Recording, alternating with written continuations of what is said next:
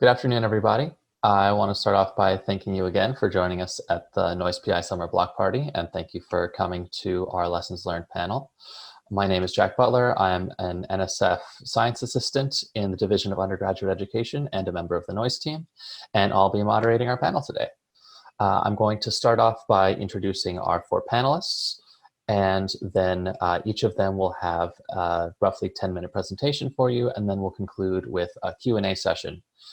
We'd like to ask that you please hold your questions for that Q&A session at the end. And I will start by introducing our panelists. Our first speaker today will be Paige Evans. Paige Evans is the Associate Director and Clinical Professor for the Teach Houston program in the Department of Mathematics in the College of Natural Sciences and Mathematics at the University of Houston. Through this role, she teaches and oversees coursework in pre-service STEM teacher education and prepares future secondary STEM teachers to obtain Texas teacher certification. Our second speaker will be Stephen Farenga, whose research, teaching, and writing interests encompass making science content accessible and comprehensible to the general public. His area of specialization integrates cognition and spatial reasoning in science knowledge acquisition, the development of STEM-related dispositions, and education policy. Our third presenter will be Sandy Philipose, who has been in education for over 20 years and is committed to empowering future educators to be advocates for all children. Her work on the Noyce grant has allowed her to work with a cross-campus interdisciplinary team to prepare the next generation of STEM teacher leaders. And our fourth presenter will be Sharon Vestal. Sharon Vestal first applied for Noyce funding in 2007 and is now beginning her third Robert Noyce Scholarship Grant to fund the Rural Enhancement of Mathematics and Science Teachers, or REMAST scholarship program. Since the fall of 2008, REMAST has awarded $980,000 in scholarships and graduated 61 math and science teachers. The teaching retention rate of REMAST alumni is about 73%.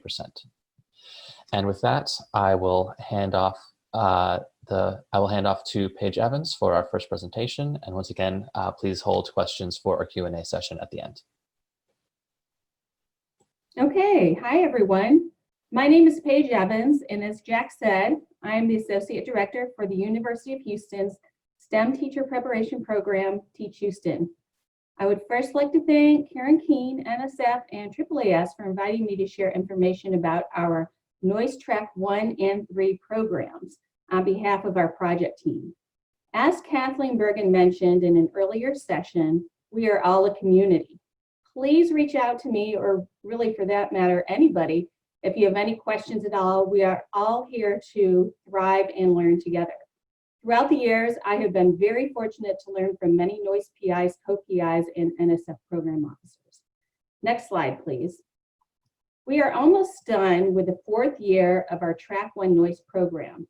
This program targets undergraduate STEM majors, provides paid summer internships, and provides $12,000 annual scholarships. Our original goal was to graduate 40 scholars. Next slide, please. So far, we have supported 80 individual scholars. 49 are teaching in high-need school districts, and 6 are going to begin their teaching careers this fall. The rest are still completing the Noyce program. Because of the Noyce program, we have increased our overall graduation rate from 30 to this year we did 48, and next year we are on target to graduate 60 or more. Next slide, please. Most of our scholars are first generation in their families to attend college. Our scholars are very diverse. Currently, out of all of them, we have 48% Hispanic, 20% white, 20% Asian, 11% Black, and 1% multiracial. 60% are female and 40% are male. 45% are science majors and 55% are math majors. Also, our students have great need. 95% of our graduates teach in the greater Houston area. Next slide, please. So this slide right here, this is one of our challenges. This was our camp last year. We typically have a Noyce Internship Institute where interns engage in professional development on how to best work with middle school students, learn how to facilitate inquiry-based learning infused with culturally responsive pedagogy. So now let's go to our next slide. Due to COVID-19, we changed our summer internship program to an online platform. This was really scary for a lot of us. We call this the Teach Houston STEM Interactive. It was a huge success overall and just ended on Friday, which is why I am still armed with coffee, still tired from that 3-week event.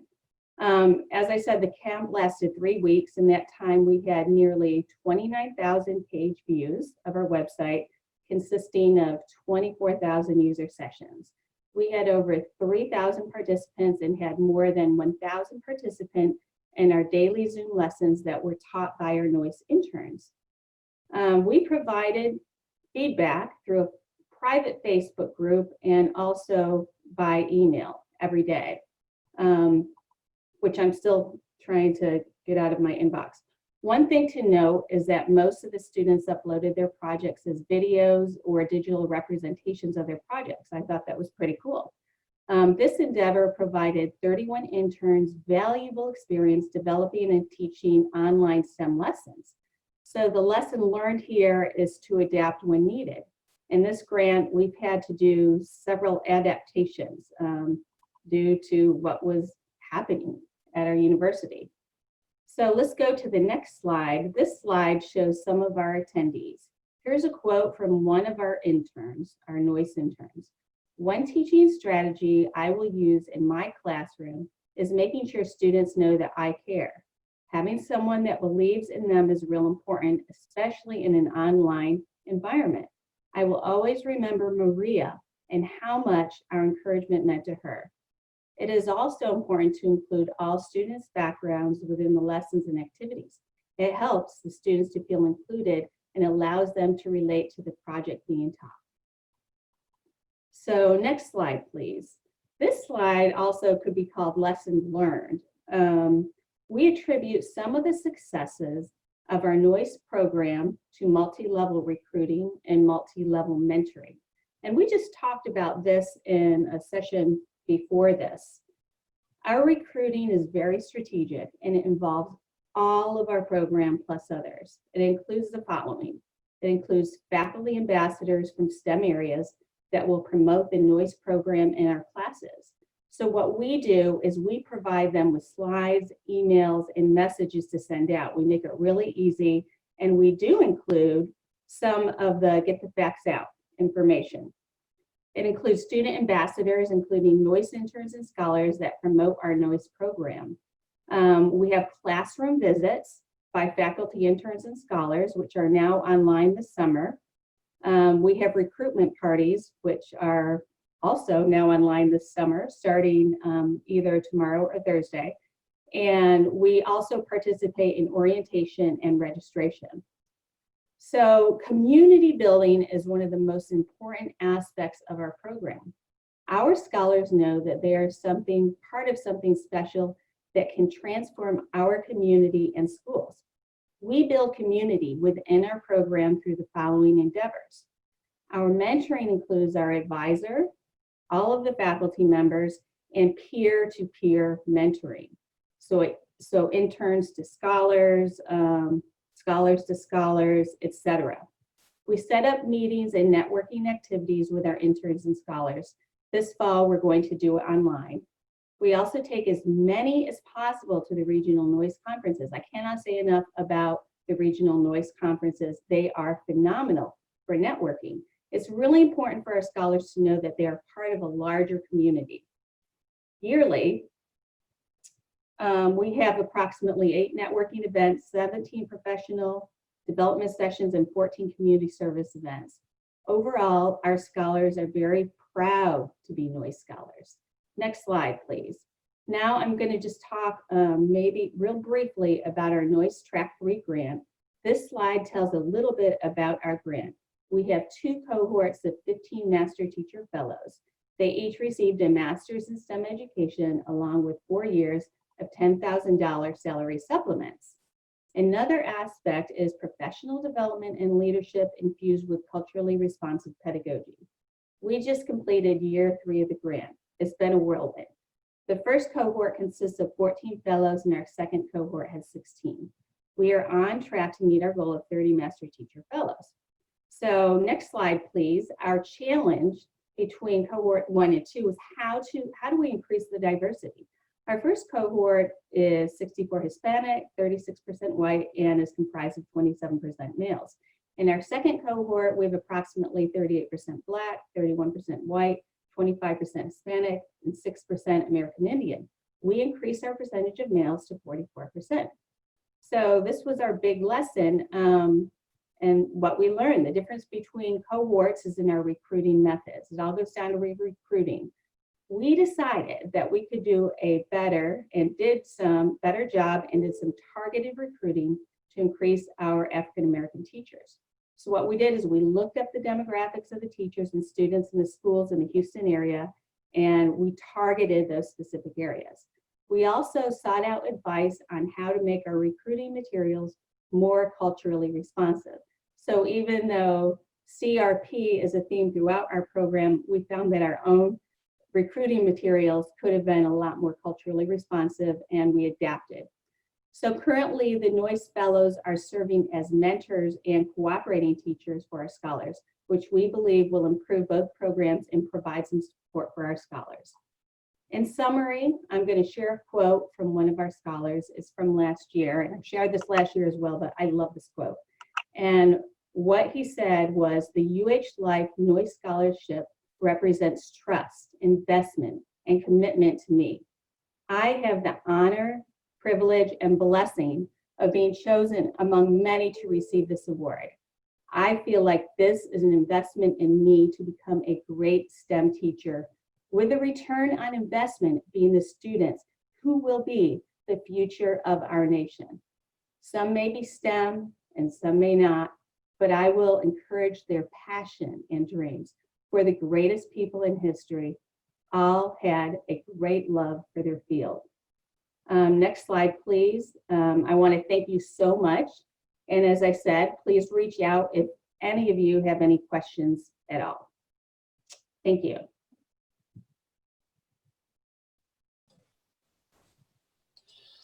Thank you, Paige. I think we'll move right on to our next presenter, Stephen Farenga. Good afternoon, and thank you all for coming. And I want to thank, I see one of our first directors, Thomas Kim, who got us off to a good start with our program. I want to thank Karen for the constant contact, Jennifer Lewis, our program officer now, for all of her support, and of course, Kathleen Bergen. I'm going to discuss our Noyce Track 1, and it really was developed for the preparation of STEM majors and the recruitment of STEM graduates to increase, highly qualified STEM teachers. And in our project, we have 4 PIs or 4 co-PIs. It's myself, it's Dr. Subramanian, it's Dr. Ludman, and it's Mr. Garofalo, 2 from the sciences and 2 from the science education program at the college. And that was important because it made some really strong collaborations.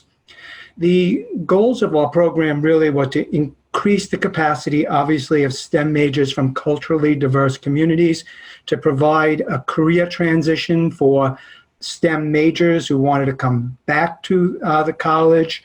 Also to take a look and make sure that our curriculum was well developed and that it really did foster, as we were taking a look at it, effective teaching practices and behaviors in the apprenticeships, where we place the students in our host schools, and also to provide some things that were going to be sustainable, even possibly, if we could not get a renewal, for the grant. So in that respect, I would really have to say, so far, I think that we've been fairly successful with that. When we were looking at the population and how we looked at recruitment, as I had mentioned earlier, we tried a lot of multimedia and mass media things that we thought would really appeal to some of the younger students and people that were younger than myself. and we really weren't getting the number of students that we were really looking for.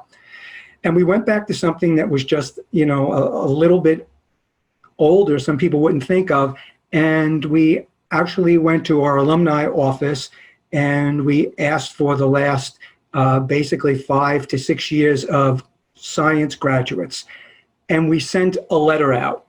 And we've got more responses from direct mail than we did from any of our emails and things as such. Plus, as we discussed in our last meeting, we also went to some of the most effective science teachers and asked them for possible recruitments of students. And we also developed a peer mentor program with the sciences, which really made a big difference. So these were some of the ways to help with the recruitment and to get the actual students that you were really looking for and the people that you're really going to need. I would say there was one other thing that was really advantageous that sometimes people don't think about. Sometimes you get the grant and the grant comes in June when you're identified in March and things, but you're still not really right sure until you work out, the contracts and you work out, exactly every fine detail, in the budget. So we had a planning year. And I think the planning year over the 5 years made a real big difference to get everything in order and allow us to do the recruitment and bring students in. So with that, our program really looks at informal science learning, formal science learning, and then the classroom. So we have 2 nonprofit partners. One is our field site at Black Rock Forest. The other is the New York Hall of Science. And also then what we were doing at the college, and then of course into the schools themselves. Next slide. So when we were working with the sciences, I think what really makes the program really strong is that we really are integrated with the sciences. So the science education is not something that's second or added on the education component. It really is part of it. And all of these students here are part of our undergraduate program if we're taking a look at it. And what the sciences started to realize is, hey, they're training some of the same people that we are. They're full science majors.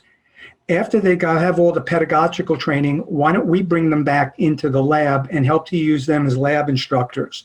So a number of our candidates, not only teaching in the schools, but also during either their junior and senior years at the college, also assisted as lab instructors.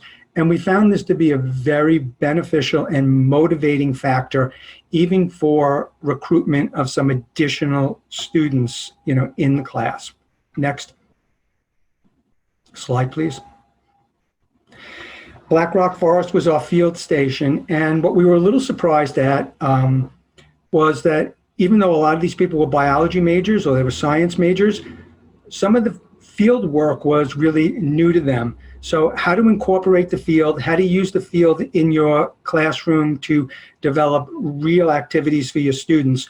And while we're at Black Rock Forest, what we really do is also the students receive GLOBE certification so that they can teach all the GLOBE protocols and use the GLOBE protocols in their classrooms to do real science activities with their students in their own environment. And we found that to be beneficial in what the students have reported on. Next slide, please. So when we really taking a look and we're in the classroom and we're working, with the students, our questions, really for them, and really what we take a look at the students and we say, what changes in the students are you going to cause? What changes are you going to cause in your learners? That's what we're looking for you to do. Or another way to say it is, what transformation are you attempting to accomplish? A lot of times when the teachers first start, they'll talk about curriculum, they'll tell us the science they're going to teach, they'll tell us things as such, and we'll say, that's all mandated by the state. But what are you looking for? And our students, we feel at the end of the program, really can answer this. So it's a culturally, when we take a look at it, Queens College is very culturally rich. We are an HI STEM grant also that we work alongside of. So we are an Hispanic serving institution. We're also identified as an Asian serving institution. And we use everything that we have that's there from these grants to help support also the Noyce grant. And the project itself and the program itself is clinically rich, so all the teachers do a year of clinical training in their classroom, in their area of certification. So it is all secondary. And we're just looking to see what this year is going to bring. It's our last cohort. We don't know exactly what the schools are going to look like.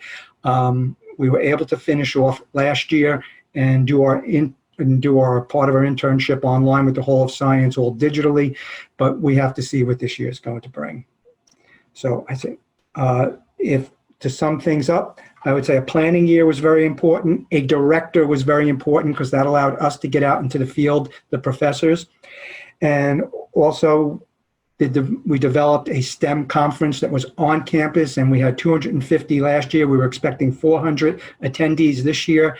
That also brought the teachers in from the schools for professional development and to be a part of the campus and to also offer some of those training sessions. And I would really have to say the work with the science faculty was extremely important, but something that was mentioned earlier that was really we didn't think of was going to be as important is when we brought the students with us to Washington. And the amount of time that I know that Jennifer Lewis spent with our students listening to their poster sessions, it made such a big difference to these students. And Kathleen coming over to seeing the students, that they really saw that people outside of the college were really interested in the work and the things that they were doing. So I really feel that the Noyce community is a community, and it's a very important community for the promotion of future STEM teachers. Thank you.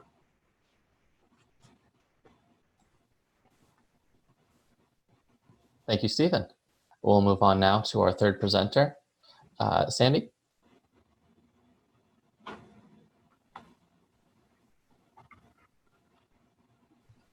Sandy, are you still with us?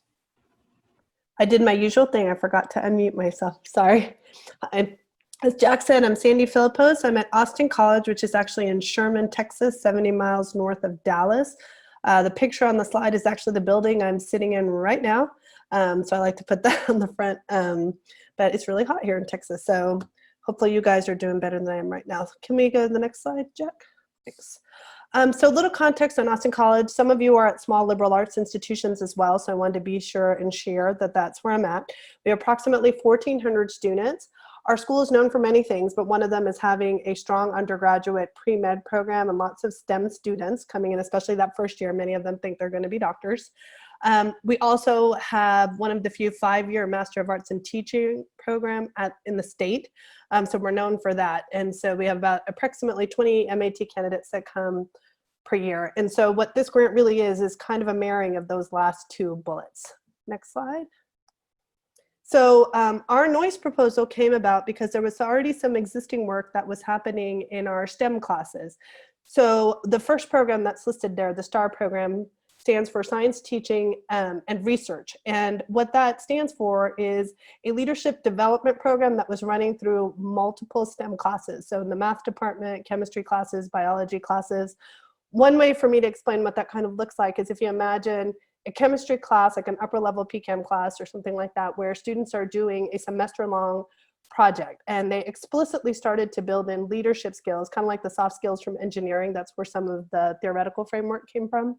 And so they would have students really reflect on what their strengths were, build a team resume, and then really explicitly talk about what does good teamwork look like versus a group, and some conflict management work, because they know that this is part of working in a lab. What's interesting, when I started hearing about this from the chemistry department, I thought it was super interesting because I kept thinking, if we are training science teachers that way, then they can take that into their classrooms, and then there'll be a ripple effect of leadership development in K through 12 classrooms as well. Another piece of that was exciting to me was thinking about what does that look like in the teacher ed side. So that's where the LEAP program came from, and that's leadership education through application and pedagogy. And thinking about what does teamwork and group work and leadership development look like in a teacher ed program. And so for us, that might look like a teamwork would be designing an interdisciplinary flipped lesson with people in their teacher ed courses. And so then we started thinking about if you put these two things together, you would be developing STEM teacher leaders. And so we applied for the grant in 2016. and it was awarded in 2017, and we are now in our 3rd year of the grant. Next. So our program has kind of 4 facets at this is one of our flyers, very simple, hopefully to the point, so you guys can easily see what our program entails. The tutoring program part was kind of set up in order to really bring in our pre-med students as a recruiting mechanism. And so the thinking was that we would have them work as tutors in K through 12 schools and give them a little taste of teaching. The Jan term class was also a recruiting mechanism. So at Austin College, we have the fall semester, a special January term in which students only take 1 class, usually an experiential learning class, or they're traveling abroad with faculty. And so in that Jan term class, similar to the You Teach model that many of you have kind of based courses on, we have STEM education students and also education students go and work in a local school site, and they have been in the last 2 years working with a 5th grade team of 5th grade teachers and asking the teachers what are some content areas that they needed to build up. And our students built up lessons and taught for 2 days, and then they host a STEM expo at the end of the month where they invite the students, the teachers, and the parents to come and share what they've done in class. The summer internship is similar to ones that we've heard from the other presenters, except what we do is we pair our Noyce summer internship recipients with local nonprofits and what we say informal learning environments, so working in science museums or programs like that so they can develop their leadership skills. And then the scholarships are part of many of our programs. And so because we are a 5-year program, we are giving support in their senior year and then funding their master's year as they're going out. So we can go to the next slide. So where I kind of want to focus today is what I think is really makes the program distinct, and I'm guessing why the NSF gave us the grant, which is this partnership between STEM faculty and education faculty, and the way that we divide, and the second piece being, like I said, that leadership focus was just the second bullet. What we did in order to kind of make sure that we were constantly talking to each other is, even though each of our PIs has one of these bins that they take care of, for instance, we have a chemistry prof at the core of the tutoring piece, another chemistry prof who runs the internship. I help with the scholarships because I work very closely with the teacher candidates. But the Jan term class is a specific success because when we teach that class, we always have one content person working with a teacher ed person. So our math methods person always works with whoever the content teacher is. And that helps the content person to help with the teacher ed part when they run our students into the school and they're developing lesson plans. Because a chemistry teacher may not have, or faculty member may not have taught how to write a chemistry lesson plan or a science lesson plan. And so that's where our teacher ed person's experience kind of melds well with the person who is the content expert. The other piece that is kind of a part of our framework is we talk about teacher leadership. There is a lot of research on teacher leadership, but pre-service teacher leadership is less investigated. And so what's nice about this is we're using, I put AAUP, that's wrong. It's the AAC and U rubrics. They're the value rubrics. So if you're at liberal arts colleges or colleges who use those rubrics, they don't call them leadership behaviors, but it's things like problem solving, communication, and they have one called teamwork, which I call group work.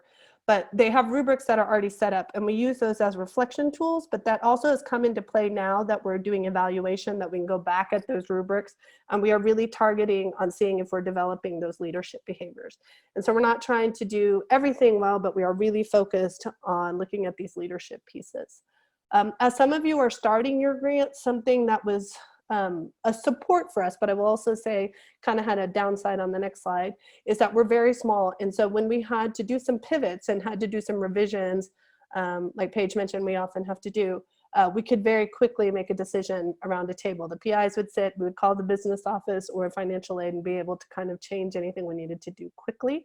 We also have a grants office, which has a person who, as a PI who doesn't have a background in institutional budgets, really help me when I have to go back and ask a specific question, making sure that I'm following the Noyce and the NSF framework. Next slide. Some of the challenges is this idea that we have to navigate what's happening with COVID. We've all learned this very well. Many of you are in rural districts. So one of the things that we originally had thought, because our school is in a more rural area, is that we wanted to give some money for induction support in the first year of people's teaching, assuming they might be in rural contracts, to get a subject-specific mentor. Out of our Noyce scholars, we found only one of them working in a truly rural area, and it worked very well for that person because they have a physical science certification, but they were better in chemistry than physics. And so we were able to find a very good kind of an expert in Texas on physics education who worked with that person. We found that that didn't work. So we are now trying to revise. So those of you who are new programs, be ready to kind of pivot when you need to. One of the places where this worked really well was our tutoring initiative. As I said, we were recruiting from our STEM students who have very busy high lab days. And so we found that they really couldn't leave campus in order to work with K through 12 schools. Well, one of our rural partners actually runs their AP labs at night. And so we kind of aligned to what they needed, and now our STEM students can go over at night and they work as lab TAs. And so we're finding that they're really loving that. And that was a good need we were able to meet that we had not originally anticipated. One of the other things many of you have said is that you have had changes in leadership, both in your grant and at your schools. So I think figuring out how to message your program with new leadership coming at the president level. I think we had a change in a president, change in a vice president. And then I've also, because we've had lots of adjuncts coming in, I find myself having to continually explain our program to who's coming in. So just making sure you have some messaging ready. And, you know, quick handout, that's a simple piece of advice I would say to keep with you if you have as many changes as we've had. And the last piece, many of you who just got your grant, is creating your grant infrastructure. We are tiny, so we didn't have partners. And so use the Noyce network that we have right here in order to get what you need. Something as simple as a promissory note is crucial as you're getting started. So please ask us or ask around and get what you need. It was also the first time as a faculty member I had to go and sit down with the business office and financial aid, something I didn't anticipate when I became a PI. So just be ready to put on lots of new hats if you're in that role. And I think that's it. And the next slides have more information on our program, because I thought some of you might want links on what our leadership part looks like. And the last slide is my contact information. Thank you. Thank you, Sandy. And last but not least, we will hand off to our fourth panelist, Sharon Vestal. Hi, so our program, our Noyce program has started, we had our first grant in 2007. Go ahead to the next slide. We have named our program REMAST, Rural Enhancement of Mathematics and Science Teachers. I am in Brookings, South Dakota, and South Dakota is obviously very rural. So when we got our first grant in 2007, I agree with Stephen, we spent that first year planning, and we gave out our first scholarships in 2008. And we had about, I think, 14 in the first cohort. Then I think we got a couple no-cost extensions on that, and then we got our second Noyce grant in 2014. Also it was called a phase 2 then. They no longer have the phase 2 part, but it was still a track 1 scholarship program. And we actually took that year also planning and looking back on that experience. So we had a gap year in our cohorts, and looking back on that, I probably would not do that again. And then this year, we just got another track 1 grant. So we're finishing up our 2014 grant through no cost extensions. And we'll do our first cohort out of our new grant in the fall. We will have 8 scholars in that program. So next slide. So looking at the numbers, and this is coming out of just our first 2 grants. We have given out more than $980,000 in funding. The scholarships here were $10,000 each year, and they could get those the junior and senior year. $740,000 of that has been canceled through teaching. So we've had a few that have had paid back loans, and that's why you need to, and I'll mention this later, make sure you're friends with the loan collection office at your campus. We've produced 61 teachers at South Dakota State, which over the course of our project, which may not seem like a lot, but we Our institution is the largest in the state, and we typically produce the most STEM teachers each year. For this coming year, 45 of those 61 will be teaching. So that gives us a retention rate of about 73.77%. We have some that have been teaching for 10 years out there. I think they're starting their 11th year this coming year. Some of those have actually been in the same school for that entire time. So the total years of experience, we have 307 years of teaching experience amongst our alumni. We do have some that are still involved in education, but are no longer teaching. So we have one that got a counseling degree and is a school counselor. We have one that is an assistant principal at a middle school. We have one that works for the State Department of Education. And we also have 3 that are in graduate school full-time. So that's kind of where you see our scholars going. Next slide, please. So I would kind of say that these are the hallmarks of our program that have made it successful. We have an annual summer conference each summer that brings together alumni, scholars. We bring in a national speaker, and we invite area teachers to attend. This year, we will actually be having that summer conference online for the first time. And that is actually next week, so next Monday and Tuesday. We created a Facebook group. So we were funded in 2007. Our first cohort was given their scholarships in 2008. In fall of 2009 is when we started a Facebook group. And we have continued communicating through that group this entire time. We also have pre-service mentoring with faculty on campus. We've done book studies where we've read books. Sometimes the books we've read are ones that have come out of that. Whoever we brought in as a national speaker was an author. And so we've done different mentoring processes. I think the best one we've done is where we had small groups meet with a faculty mentor, discussed some topic like chapters in the book, and then we came back all together as a large group and talked about it as well. So we kind of had that small group, large group happening. And I think that was probably one of our better mentoring setups. Next slide, please.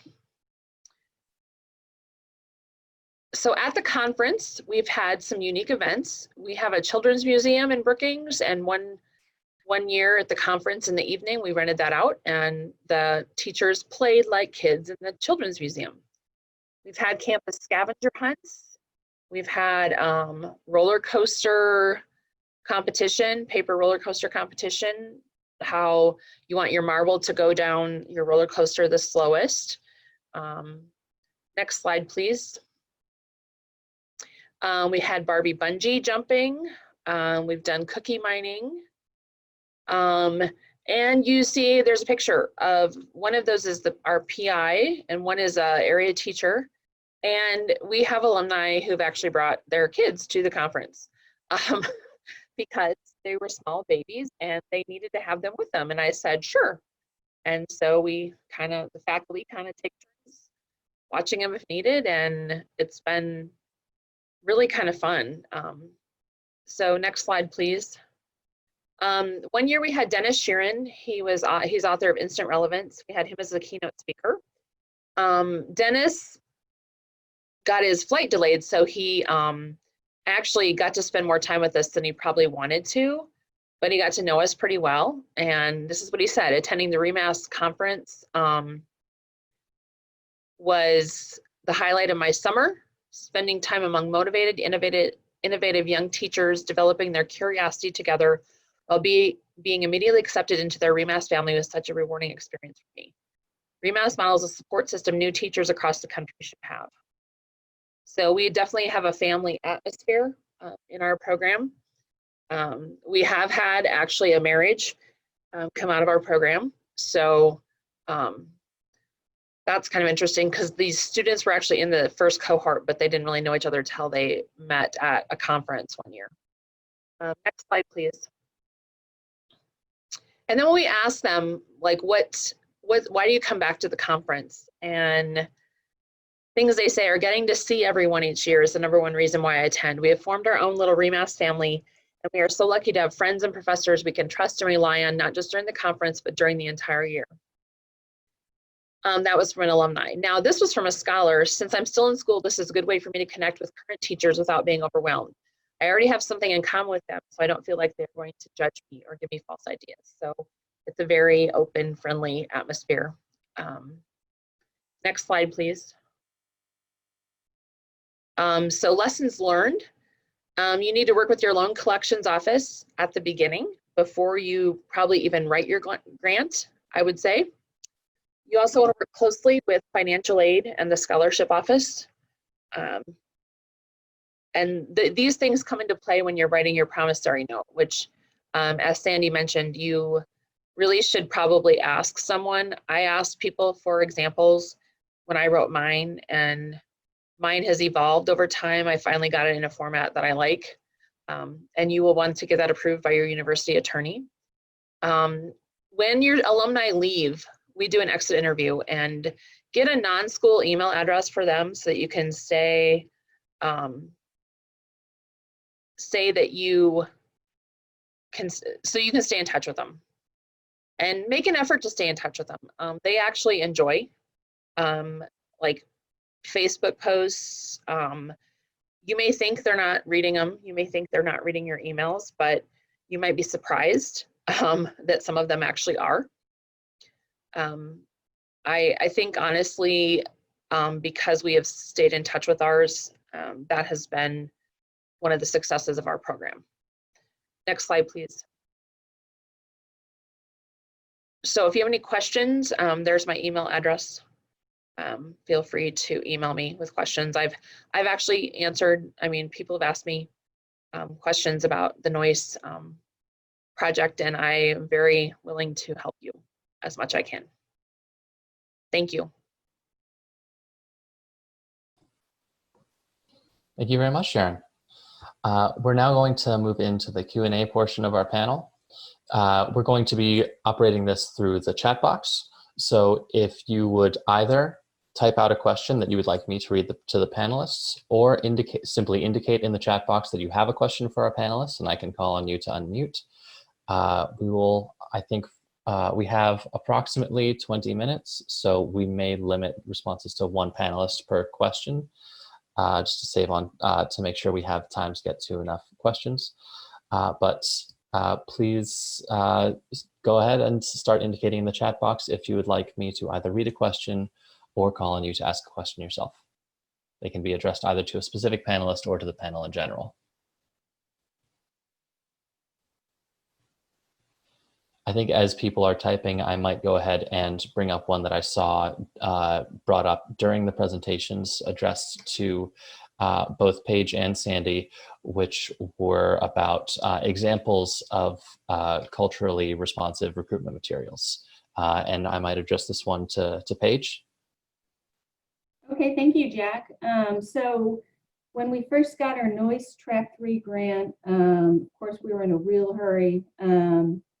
And our recruitment email and materials, even on our website, we made it seem like it was highly competitive because, I mean, think about it, only 15 people in the whole Houston area.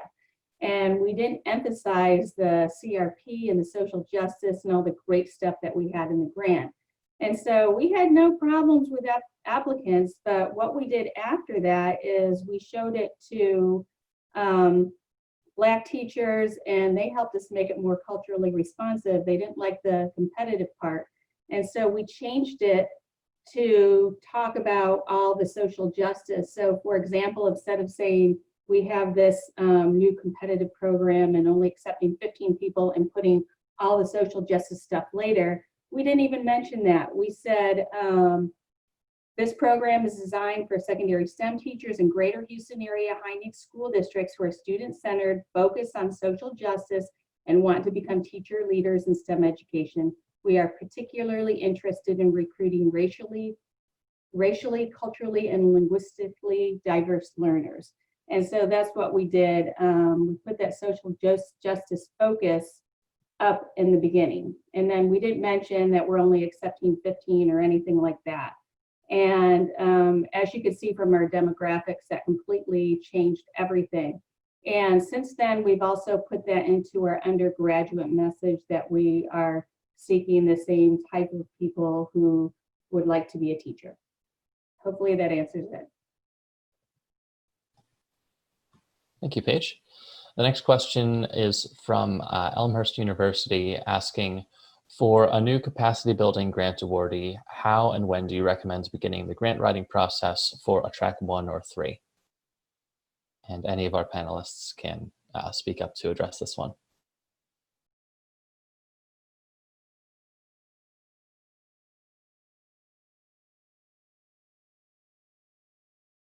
I didn't have a capacity building grant, so I can't answer. I would basically say, look at the strengths of your institution. Focus on the strengths of the institution or within the community and the things that you have. Get together with the science people and with the education people and see which people are like-minded and will work with you together. I think these are important things. And then have a question or something that you might want to answer and investigate as part of that grant. So I think those would be an important place to start, because trying to do the grant completely on your own will definitely make some things difficult, because, you know, as others have said, you know, whether it's the bursar's office, financial aid, whether it's something else that's at the college, you know, those things, you know, all need to come together. And I think, you know, that would be, you know, the most, you know, important thing that you'd have to consider. So we wanted to recruit culturally diverse people. For us, that was really kind of equal, because easy because of where the school was and the community and the people that we service. So that was, you know, that was a little bit easier for us. And I would, like I said, I would definitely have some type of questions and things that you would definitely want to answer, then find your group and work together. And as others said, you know, you'll have to streamline the process a little bit, because everyone's going to have, you know, certain ideas and you're going to be running in different directions. Just try to focus the group. They're all good ideas, but these are the ideas that we can work on. These are the ideas that we can get data for. These are the ideas where the schools, you know, will work with us as well. And I think those are the important things that you would want to consider. Thank you. Our next question from Zachary Casey is, for those at liberal arts schools, what has been successful in moving the med school is why I'm here crowd to teaching? Jack, is it okay if I take this one? Yes, please. So Zachary, this is one of the reasons I think it was a good fit for our program, for our school, having that huge high med school population to come and find a new track for people to fall into or discover, I think is a better word. And so we've had a couple of people within that Jan term. One of the things that I think we can also take from what Paige is saying is the way that we sold that course, the Jan term course, was to talk about it as a service learning course. So something that if they are inspired by doing good. I went to, I think it was, there was a conference that I went to, and one of the small liberal arts school was saying they really try to kind of appeal to people who think they're going to be pediatricians, right? And say, like, if you love kids. And so they're going straight towards where people think their passion lies, but helping them think of a different way to say, you love kids, you think you love science, like this is another way to go. So why don't you try this Jan term class out? And so kind of trying to say this is another avenue that you could be thinking about. One thing I do think, in addition to thinking of the med school people, is the Jan term class has made me also think about the fact that a lot of our education students often don't think they can be science teachers or math teachers. They're scared of it. So our elementary candidates especially, or who think, I think when they get into those situations where STEM students are with elementary students, you may also recruit them in the other direction. So I would like people to kind of think of both of those things happening when you're developing Noyce programs. So I hope that helps you, Zachary, because that's one way I think the service learning at a liberal arts college kind of gets into their passions and why they're at a school like that, that we're trying to foster that piece of being a citizen. So. Thank you. I don't see pending questions at the moment, so I may ask a question to the group where if any of you have anything more you'd like to add on how you have been adapting and plan to continue adapting to the ongoing COVID pandemic.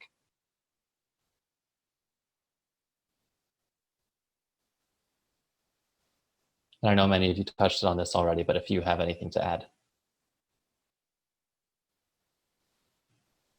Well, we're having our summer conference online, and I suspect we may have our meetings during the semester online. Honestly, all of our scholars will be student teaching this fall. We have a year-long residency program, so they are out in the schools 2 days during the first semester and then every day during the second semester. Of course, our districts in South Dakota have not announced necessarily their plans, so I think we're kind of up in the air and how this is going to work a little bit because we're waiting to hear. Thank you. All right, we have another question from, actually, I'll take one moment to address one question from the chat that was not specific to content, but the slides will be made available. But our next question for our panelists from Carmen Martinez Hernandez is for small liberal arts private colleges, any recommended recruitment strategies, especially for a project not getting a lot of interest from STEM students? I would say we're having similar struggles, and we had originally thought we could also draw from community colleges because we were trying to start a transfer link. But what we found is a lot of community colleges are really wanting associate's degrees to be completed. I don't know if you guys have noticed this. So they have a high interest in keeping their students for 2 years. And so I think keeping that in mind when you plan your recruitment strategies, that was something we had not anticipated, and we're really hoping for that seamless transition that some of the other Noyce programs have, that they could come in from a community college. So that might be something to think about if that's part of your program. But Carmen, we're in the same boat. We're trying to figure it out. And if anyone else has strategies on that, I'd love to hear it. So.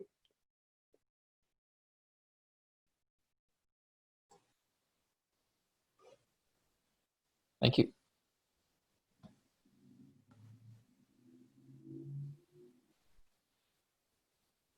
We have, I'd like to pose another general question to the panel. Is any recommendations from the panel on evaluation of project effectiveness?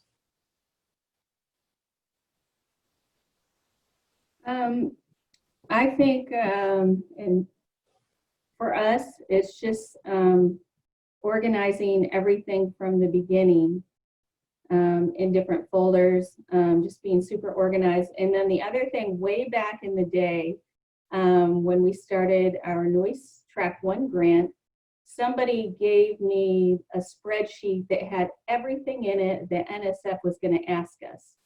And so that information may be provided now up front, but I have used that as people get awarded and they go on their field-based experiences and then teach.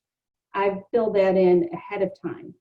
And so that's been very helpful. So as long as you know all of the information that's going to be asked up front, especially with that fall report, I think that's really important. And then the spring report is really just keeping track of everything you did, your recruitment materials, copies of your emails, your website, and etc. And that's how we've been able to do it. But in the beginning, it's easier now, of course, lessons learned, right?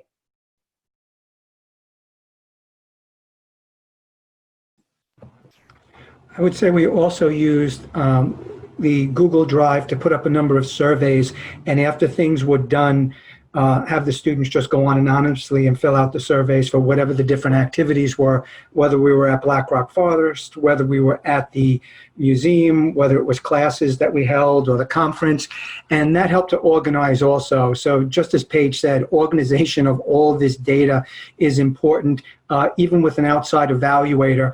And invite the evaluator, make sure that you invite them to come to these different activities because they want to get their own take on what it might be that you're doing so that they can help with the report and things as well in the spring and the summer.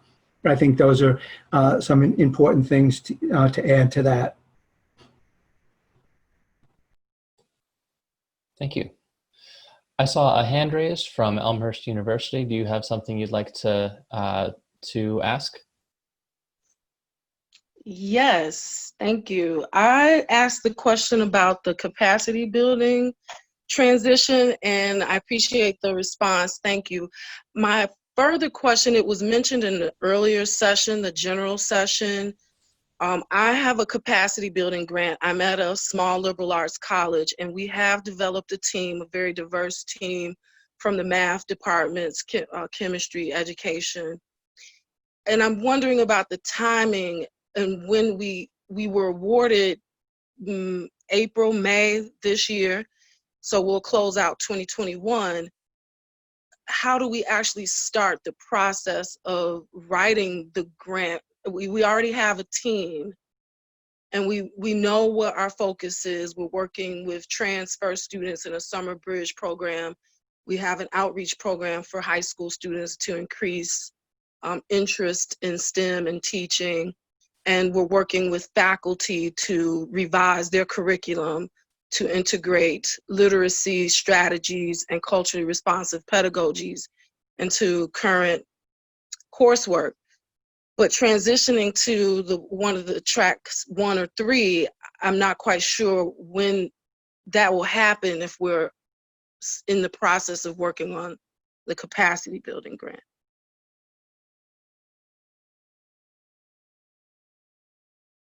So that's the nature of my question.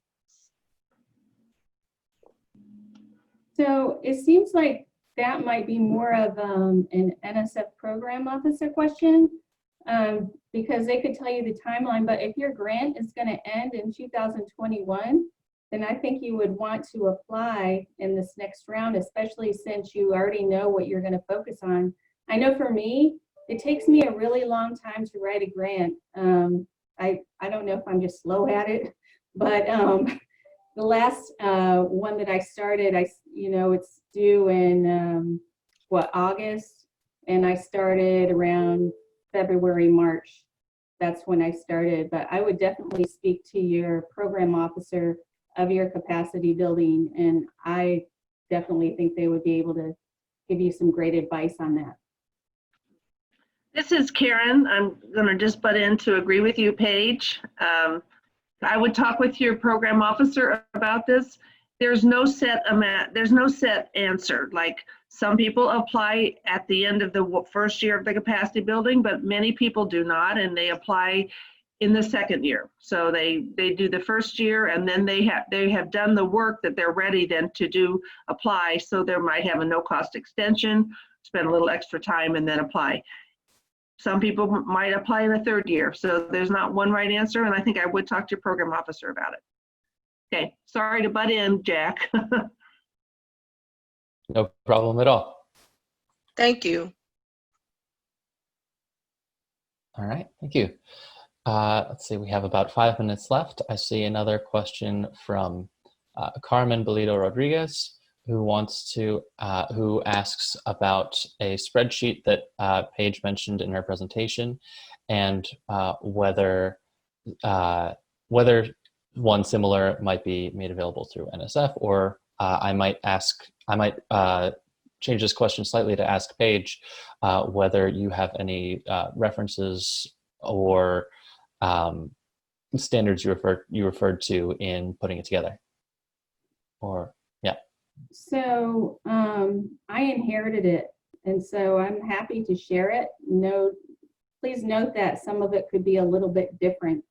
And so basically somebody else, a Noyce PI that had a Noyce grant before me, they said, you're going to need to collect all this information. And they gave me their spreadsheet. They gave me the one for the internships and for the scholarships. And it was just really helpful to keep track of it rather than get hit with it all at once and, you know, be surprised, oh, I should have known to get that information. And so I'm willing to share that. Note that it may not be perfect though. All right, thank you. I don't see any pending questions at the moment. So yes, if anyone interested might be able to contact Paige.